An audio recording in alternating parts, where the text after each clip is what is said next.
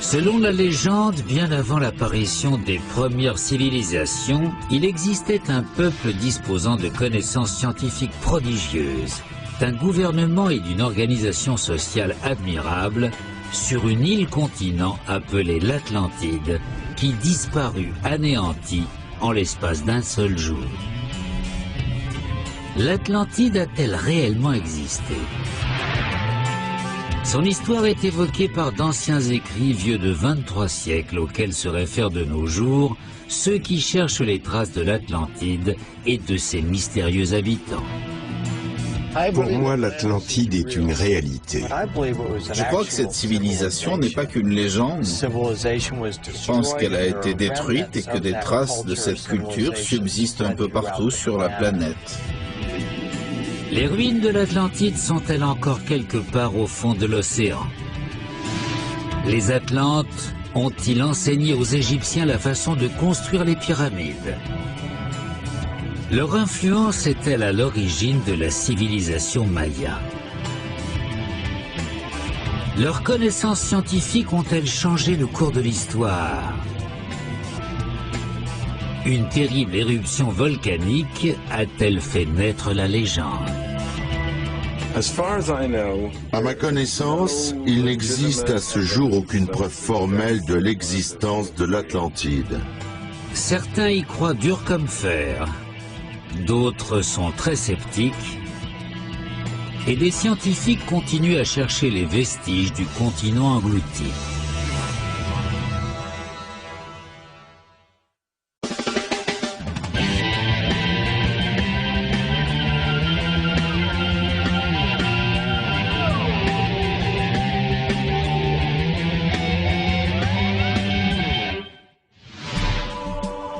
L'Atlantide fait partie des quelques mythes qui stimulent toujours l'imagination de nos contemporains.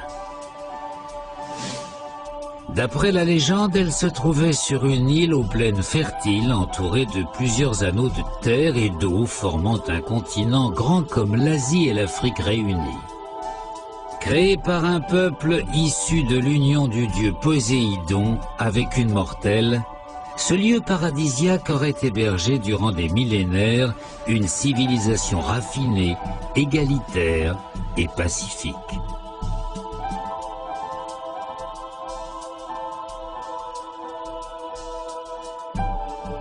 Les Atlantes vénéraient les taureaux, se déplaçaient à dos d'éléphant et se délectaient de noix de coco.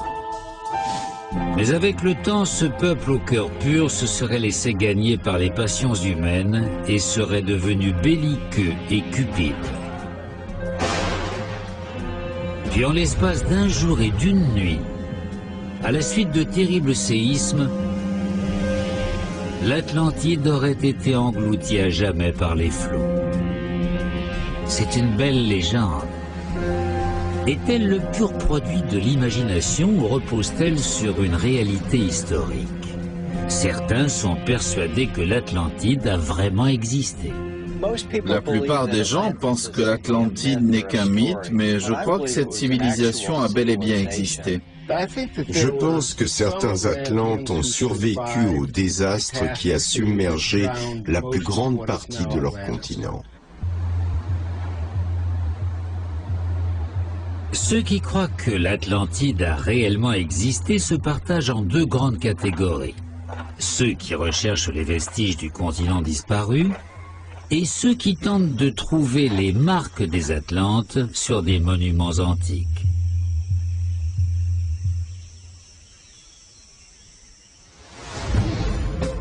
Mais tous ont une source commune. Les écrits de Platon, le grand philosophe grec, qui vers 360 avant Jésus-Christ a décrit l'Atlantide dans deux de ses ouvrages, le Timée et le Critias. Ces dialogues philosophiques sont devenus pour les passionnés une sorte de carte au trésor. Or, ces textes ont donné lieu à des interprétations très diverses quant à la localisation du continent englouti. Ces divergences s'expliquent par le manque de précision des indications géographiques fournies par Platon. D'après lui, l'Atlantide serait située face au détroit connu sous le nom de colonne d'Hercule. Dans l'Antiquité, les colonnes d'Hercule désignaient l'actuel détroit de Gibraltar entre l'Atlantique et la Méditerranée. Or, c'est tout un vaste monde qui s'ouvre au-delà du détroit. Certains pensent que des archipels relativement proches, comme celui des Açores ou des Canaries, pourraient constituer les vestiges du continent disparu. Tandis que d'autres s'aventurent à le situer dans des régions bien plus lointaines, telles que l'Antarctique, la mer de Chine,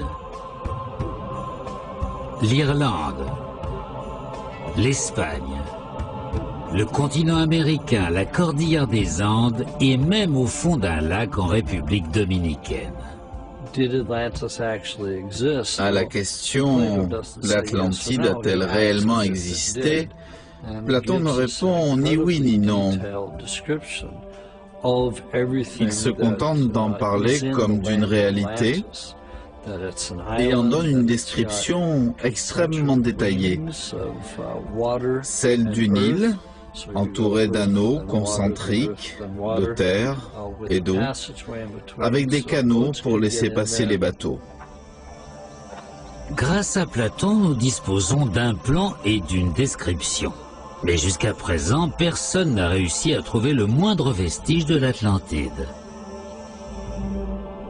Certains ont supposé que quelques Atlantes auraient survécu au cataclysme et que les flots les auraient emportés vers de lointains rivages. Ils auraient ainsi eu l'occasion de léguer leur fabuleux savoir à des civilisations naissantes.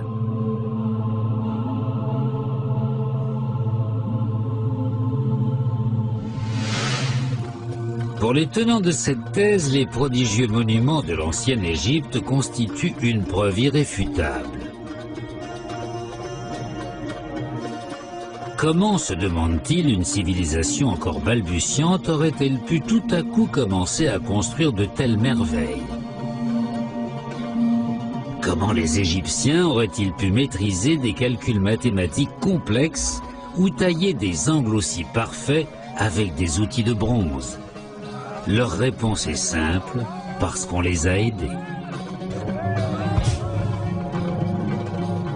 Écrivain et guide touristique, William Henry fait partie de ceux qui défendent cette théorie. Avec un groupe de 35 passionnés, il est venu étudier les preuves sur place.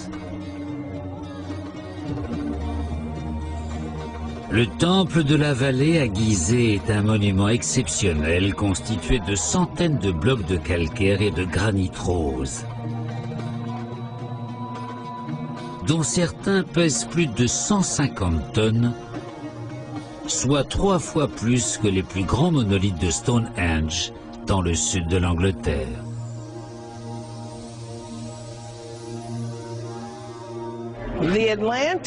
Selon les textes anciens, ces blocs de pierre auraient été transportés depuis des carrières situées à 900 km d'ici. Comment auraient-ils fait ça? Bonne question. William Henry propose une réponse. On suppose que les Atlantes devaient maîtriser un genre de technologie antigravitationnelle qui rendait les pierres légères, je ne dirais pas comme des plumes, mais presque, ce qui leur permettait de les soulever, de les déplacer à leur guise. Une technologie antigravitationnelle. L'hypothèse est originale, mais pas tout à fait déplacée lorsqu'on découvre certains hiéroglyphes du temple d'Abydos, évoquant une technologie très actuelle.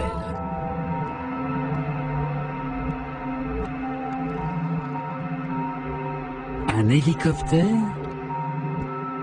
Plus loin à droite, un sous-marin? Et juste au-dessous, un ovni. Ces hiéroglyphes nous parlent-ils de la façon dont les Atlantes voyageaient dans le monde entier? Car ceux qui croient à la thèse des Atlantes bâtisseurs trouvent des preuves de leur passage un peu partout. depuis les temples d'Angkor Wat au Cambodge jusqu'aux statues de l'île de Pâques dans le Pacifique Sud. Il serait même allé en Amérique.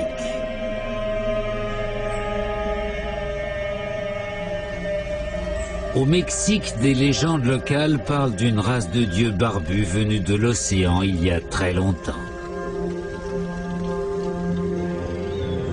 Certains pensent qu'il s'agit des Atlantes, qui auraient aidé les Mayas à construire leur temple majestueux.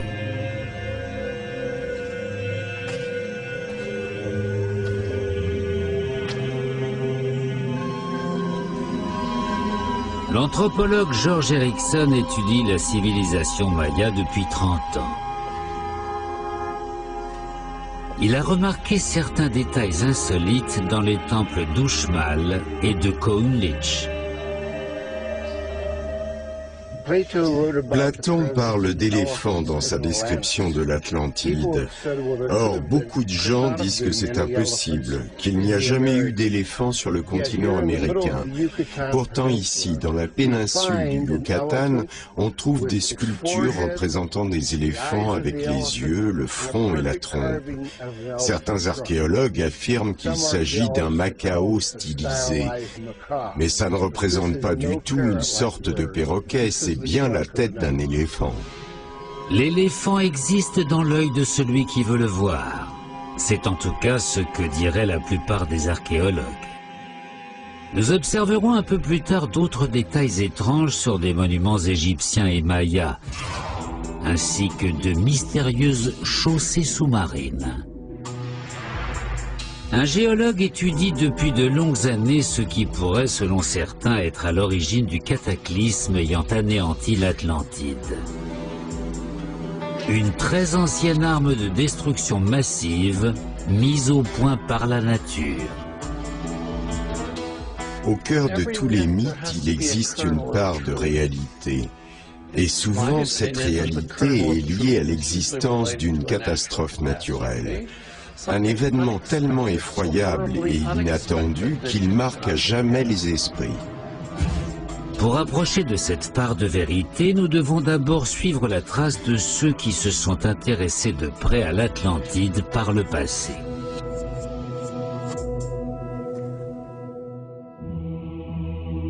De tout temps, la description détaillée que Platon donne de cette civilisation disparue a enflammé les imaginations. Au XIXe siècle, elle obnubile un membre du Congrès des États-Unis, Ignatius Donnelly. Né à Philadelphie en 1831, Donnelly était un utopiste qui a toujours cru à la possibilité de créer une société parfaite. Il a même participé à la fondation d'une cité idéale, Ninninger City, dans le Minnesota, qui a connu un échec presque immédiat. Pour Donnelly, l'Atlantide était le jardin d'Éden, l'origine des civilisations antiques les plus avancées, le berceau des divinités grecques. Il affirmait avoir localisé son emplacement dans la région des Açores.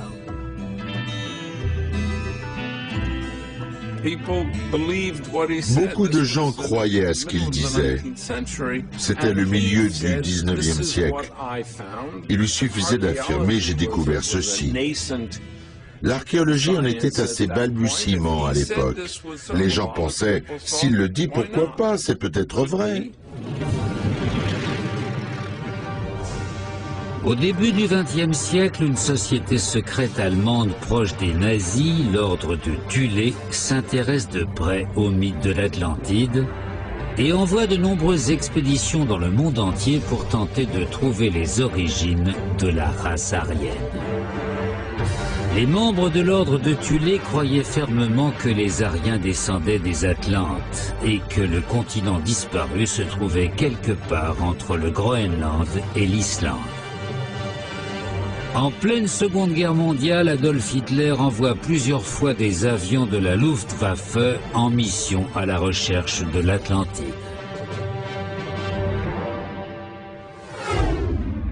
Mais l'homme dont les théories au sujet de l'Atlantide ont fait le plus de bruit au XXe siècle est sans conteste le mystique et soi-disant visionnaire Edgar Cayce.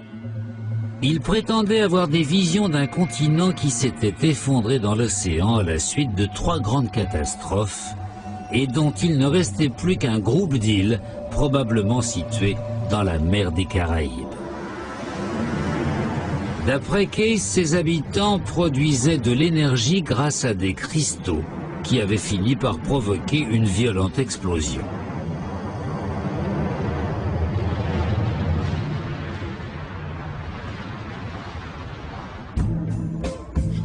Edgar Cayce prétendait également qu'une vision lui avait appris que le Sphinx avait été érigé en 10 500 avant Jésus-Christ, soit 8000 ans avant la date admise par les archéologues.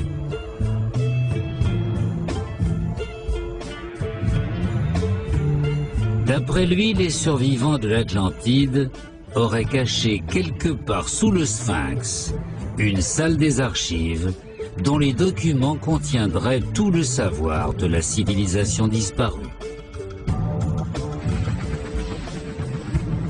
Cayce avait aussi prédit que la preuve de l'existence de l'Atlantide serait trouvée dans les Bahamas en 1968 ou 1969.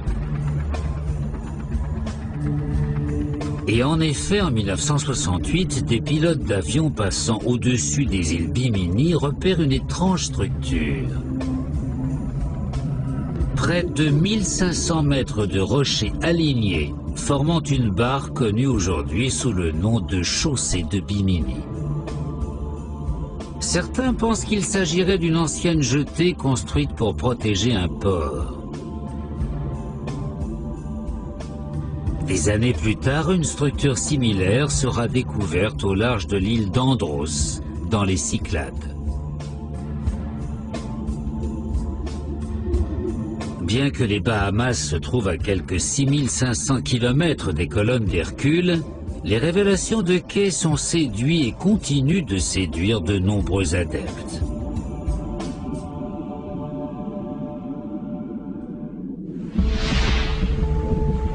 En 1995, Fidel Castro envoie une mission à la recherche d'épaves de galions espagnols ayant coulé au large de Cuba. Or, les membres de cette expédition font une découverte inattendue. Paulina Zelitsky, ingénieur et océanographe, formé en Union soviétique, dirigeait cette mission.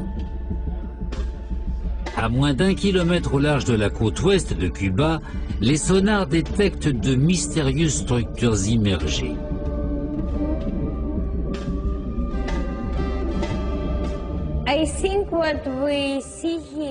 Je pense que ce que nous voyons ici, ce sont des ruines.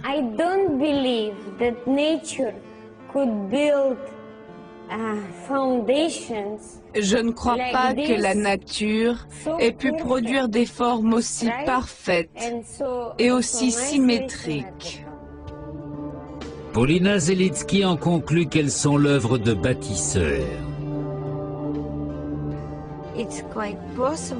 Il est assez probable que ces structures, trouvées à 700 mètres de profondeur, soient les vestiges d'une civilisation disparue. Nos sonars ont détecté de nombreuses structures de ce genre dans la zone. Mais nous n'avons réussi à en cartographier que quelques-unes. Paulina Zelitsky ne mentionne pas le mythe de l'Atlantide à propos de ses découvertes, mais elle espère poursuivre ses recherches sur le site. Hélas, le gouvernement de Castro lui refuse l'autorisation.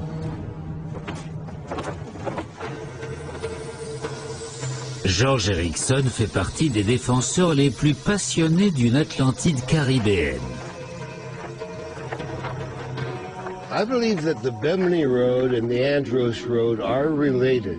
Je suis persuadé que la chaussée de Bimini a fait partie de l'Atlantide.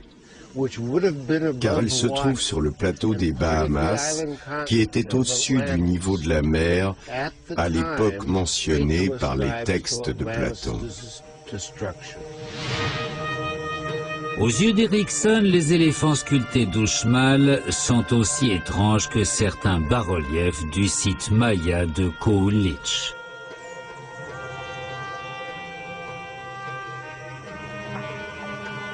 Il se rend sur le temple des masques, une pyramide dont l'escalier central est orné d'énormes visages de pierre. Pour lui, les traits représentés sur ce masque géant ne peuvent correspondre au physique des Mayas.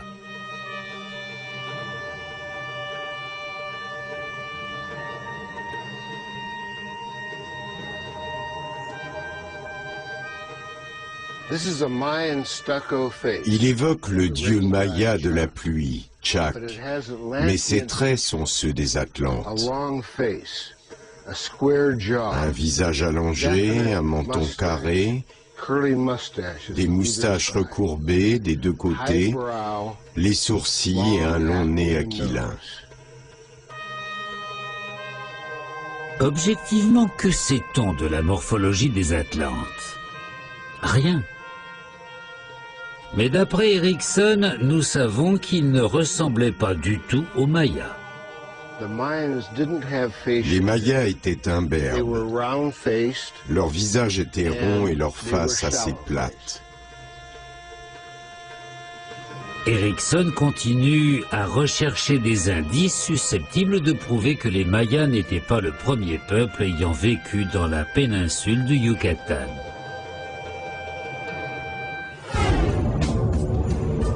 La plupart des archéologues pensent que les premiers hommes sont arrivés sur le continent américain en traversant le détroit de Bering entre la Sibérie et l'Alaska, avant de migrer peu à peu vers le sud.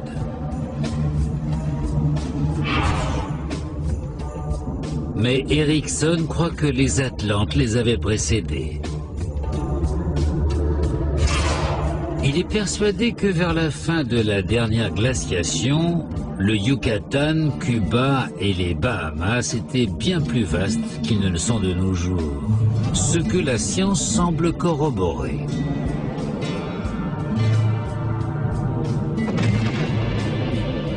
D'après Erickson, un cataclysme aurait provoqué la fonte des glaces et la montée du niveau des océans qui aurait submergé l'Atlantide.